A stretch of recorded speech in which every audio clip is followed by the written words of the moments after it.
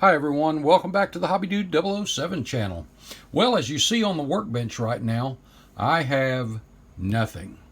And it's not a case of I have nothing to build. I probably have a dozen, maybe even 2 dozen projects in my mind that I really want to get done. And there is one in particular I will really want to jump back on that has been started, but I have lost some motivation. Oftentimes, and I call this modeling funk. Sometimes I'll be in the living room and Amanda's like, I thought you were going to be at the workbench. And I'm like, I got the funk. And she knows what it is. It's just I have no motivation to jump back on it. For me, it kind of strikes after I finish certain projects. And, we just finished the 2 Barracudas. And I don't know why, but I have a cure for it that works for me anyway. So I want to share with you how I kill my modeling funk. So stick around. Killing modeling funk, take 1.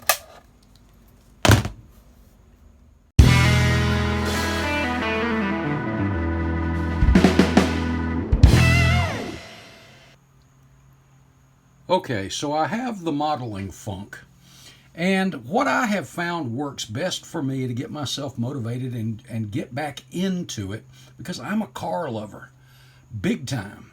But I was standing in my hobby room one day, trying to get myself motivated, looking at this car, looking at that car, all of the inventory I have, and I'm just trying to get that thing that triggers me. And I ran across something unusual.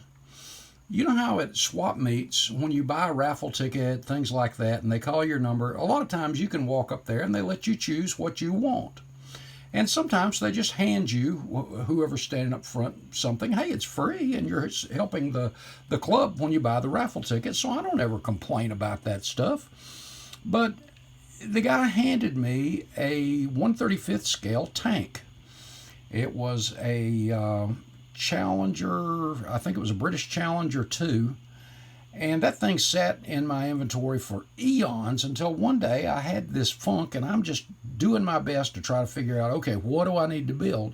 So I broke this thing out, and it probably wasn't the best thing because it did take longer. I wanted something quick, easy, and armor can be complicated. I'm not a huge armor guy, but I respect the guys that build these things and aircraft and all that stuff because, man, there's some gorgeous stuff out there, and talk about super detailed. Great stuff. So I figured, well, I'll just do this British Challenger out of box. And I just kind of went by what the box art was, which was a desert scheme. And so I go to the hobby shop, I get the paints, and I start looking through the photo etch and the supplies for the armor. And then I go over and look at the train stuff and the aircraft stuff. Anyway, it motivated me to take a close look at photo etch stuff, which I wasn't going to do because all I wanted to do was something, like I said, quick and easy. Well, let me show you this. This thing has been in a box for several years now, but this is the British Challenger. But I want to show you a few things I learned that have helped me in car modeling. I'm going to take the camera down here. And the first thing is, if you'll notice, I'm going to make a swing in the turret here. The headlights up front are actually HO, or it was either HO or N-gauge headlights, and they dropped right in there. So I really had an appreciation for the train stuff, and we'll get into a little bit more of that later. But this was something that broke that kind of funk. When I was finished with it, I'm like, okay, that's great, that's wonderful, and I'm going to get back to cars now. And it motivated me to do that. However, armor was not the best thing to do this because this took a whole lot longer than I had anticipated it taking.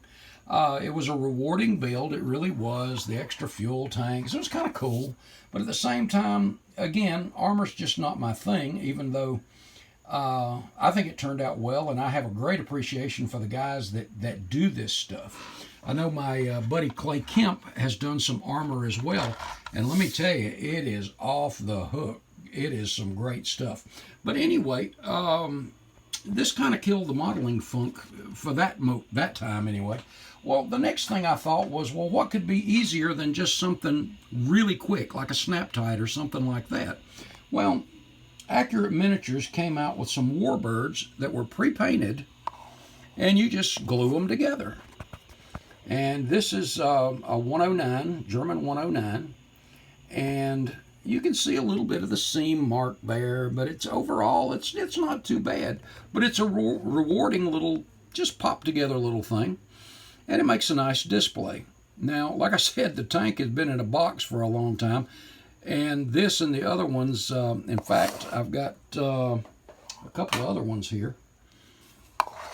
A Spitfire, and I think these things are really cool. And like, the only thing I did to these kits really is, you see the grass underneath them. That's some railroad grass stuff that I added.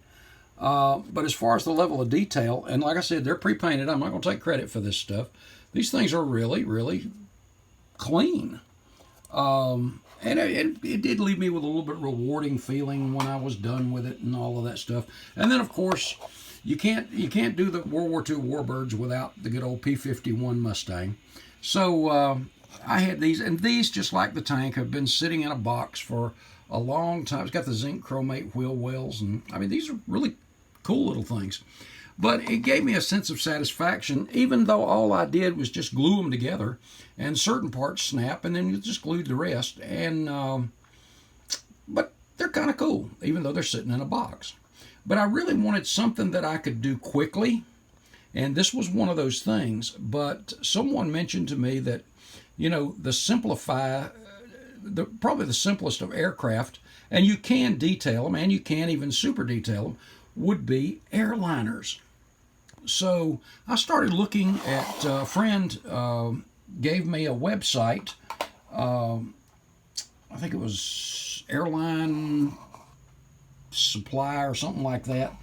I'll have to look it up. But anyway, they have every kind of decal kit parts for almost every kind of airliner you can think of.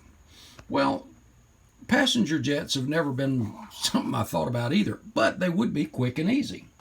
But I want to share with you something that has helped me to get motivated.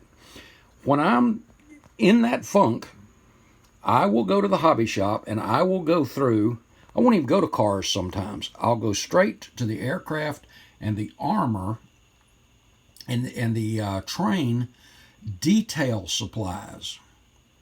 And I want to show you something here.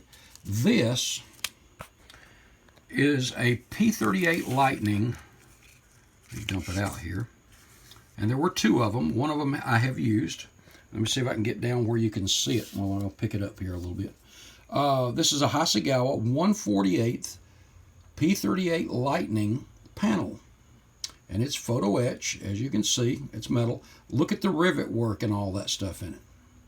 Now, let me show you what I used it for. And by the way, there's two of these that came in the pack. Take a look at this. Isn't that cool?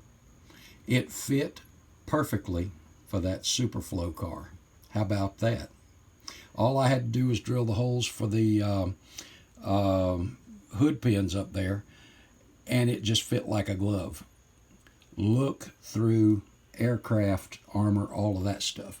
The other thing is, Aber, who makes armor stuff, makes weld beads. These are weld lines, weld beads. Let me see if I can get close enough for you to see it there. But you see a uniform weld bead there. And you have them in a couple of different scales. You see this, well, I'll lay these. There we go. You've got some small lines, weld beads, and then you've got the larger there. And these things aren't expensive, really. So if you want to do some weld beads on some, let's say you're doing a post-apocalyptic vehicle and you want to weld some big old steel plates onto a car, there you go. Or let's say Joe Nasalrod is running in the bomber class at the Saturday Night Speedway at the Materville Speedway, and Charlie Highcrotch runs him up the wall and rips a chunk of sheet metal out of his car, and when he gets back to the shop, he and Lester just weld a patch back on it. I mean, this is perfect for that. It makes it quick and easy. Oops, I lost. Oh, there it is. Don't want to lose that because I got another Lumina I've got in mind for that puppy. And I'd mentioned this before. Lucas C. and I were talking about this online, or on his interview, was the fans for HO, Engage, different size trains that represent or look so much like electric fans for cars. And here's one of those. Great scale for that. Then you've got this one by Cannon and Company. This is really great because you can turn the blades, you can set them inside the fans. You see the opening parts here that you set all that in. For electric fans, for hot rods, this is great stuff. And this is HO train stuff. I'm going to be making a 32nd scale car, and I look over and I see 32nd scale Spitfire. This is Ed Ward.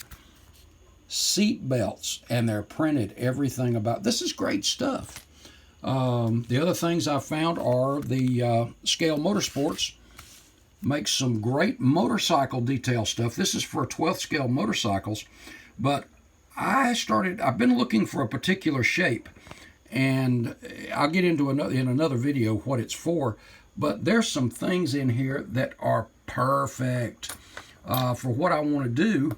And for example, this shape right here in the center, this one right here, and this one right here. These things were absolutely perfect, and they measure the scale that I'm looking for. So don't cast off that, all this, the armor, all this stuff. But you know what? Had I not been motivated to do an aircraft or a tank or whatever, and there's other stuff, don't get me wrong, but look at the other things that might fit your project, and you might be surprised what will come up. Now, airliners, the reason I chose airliners to kind of kill the funk is because airliners are one of those things that you put the two wing halves together, you put the fuselage together, smooth out your seam line, paint it, put your decals on, put your tires and landing gear on, you're done. And as you can see here by this C9 Skytrain, which is U.S. Marine markings, and I'm not that big on military aircraft so much or aircraft as a whole, but I think this turned out cool. And when I read the history of this particular plane, this is one of a kind, one in this paint job, and there's other Marine passenger type planes, same plane, C9 Skytrain, but it's actually the other ones are just solid gray with U.S. Marine markings on them like that. And really cool. Now here's one that I would like to do coming up too. I saw the decals and I went, oh great, this is great. Sam's Town Casinos, Western Pacific Airlines. And again, it's a quick, easy, throw together build. And it kind of gets that funk out of me. And I can knock it out so quick. It's not one of those things that I got to do this, got to do that. You can just knock it out really quick. So it's fun to do, and you can get stuff just out of your head. And I think one of the things that a couple of years ago I had that little funk, and this picture will tell the story. And that is my granddaughter Zoe. And Zoe put together with Papa her first snap together, and it tickled me to death because I would go push the part till it snaps. You'll hear it snap, you'll hear it go click, and every time it clicked, she just it was exciting for her, and I was getting a kick out of just watching her. And at the end, she just kind of, here Papa, gave me the car. Oh, melt my heart. But anyway, here is Zoe's Mustang, and we're going to be doing more too. But great stuff. But for me, it's just a matter of doing something a little bit different. And to kill the funk, I broke out another airliner tonight, and I'm going to be sharing that with you probably in the next few days. What it is, it's a little humorous, it's a little different. but I thought it was cute, and when I bought it, and I thought, yeah, I got to give that a shot. But that's how I kill my modeling funk, is just do something a little different. It motivates me again to get out, look at other things, aircraft accessories, train accessories, armor accessories, even ship accessories. I have used handrail stanchions for photo etch brass handrail sections on a sci-fi piece one time that actually turned out to be awesome.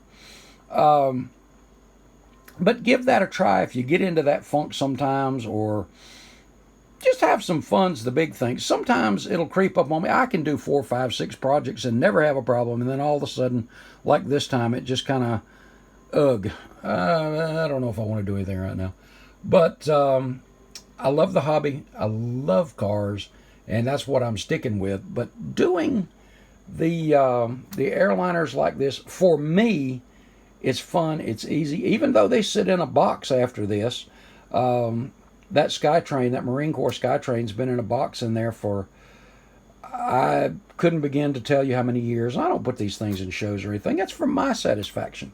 But anyway, I hope you got something out of this. Hope it gives you something new to think about.